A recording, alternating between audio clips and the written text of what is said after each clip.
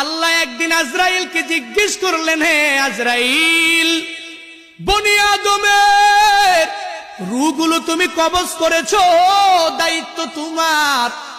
হে আজরাইল, তুমি আমারে জানাও না ওই বনি আদমের মধ্যে কোন কোন রূহ কবজ করতে তোমার অনেক কষ্ট হয়েছিল। আজরাইল জানায়া দেয়, হে ও দয়ার মালিক, বনি আদমের মধ্যে দুইটা রূহ কবজ করতে আমার অনেক কষ্ট হয়েছে। কোন দুইটা রূহ? বলে, এক নাম্বারে এক আল্লাহর বান্দি মহিলা, বিশাল এক সমুদ্রের মধ্যে জাহাজটা প্লাবনের মধ্যে পড়িয়া যখনই ডুবিয়া যাবে, ওই হালাতে সবাই ডুবিয়া গেল। এক প্রেগনেন্ট মহিলা, গর্ভবতী মহিলা কাঠের মধ্যে বসা, একটু পরেই এই মহিলা একটা বাচ্চা প্রসব করবে। তোমার কুদরতের কারিশমা, ওই কাঠের উপরে আল্লাহর বান্দির একটু পরে প্রসব হয়ে গেল। সন্তানটা দুনিয়ার মধ্যে ওই কাষ্ঠের উপরে যখন দুনিয়াতে আসলো, তখনই তোমার অর্ডার হয়ে গেল, হে আজরাইল, যাও এই বান্দির রূহটাকে কবজ করে তুমি নিয়ে চলে আসো।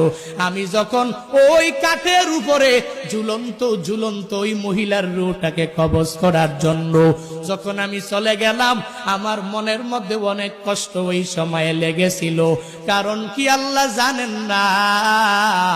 কারণ হলো এই কাঠের মধ্যে যে এই বান্দি সন্তানটা, ওই সন্তানের কি উপায় হবে, কই যাবে? কারণ দুনিয়াতে তার মা থাকবে না।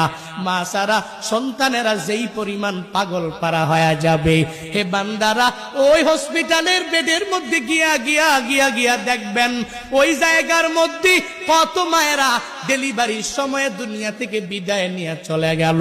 সন্তানেরা কত কষ্ট করে লালিত পালিত হয়ে গেল, কারণ দুনিয়াতে মা নাই। মা ছাড়া সন্তানটা দুনিয়াতে টিকে থাকতে পারে না।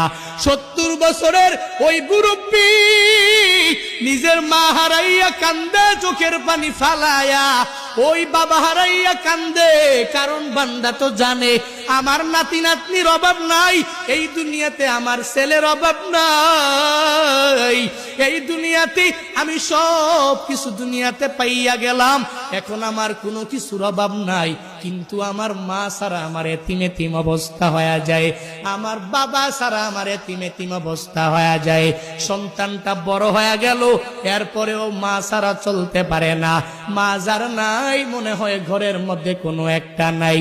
যার বাবা নাই, ওই বান্দা পূর্ণাঙ্গ ভাবে বলতে পারে, মনে হয় ঘরের মধ্যে টাকা আছে, সন্তানেরা আছে, বউ আছে, স্ত্রী আছে, পুত্রবধূ আছে।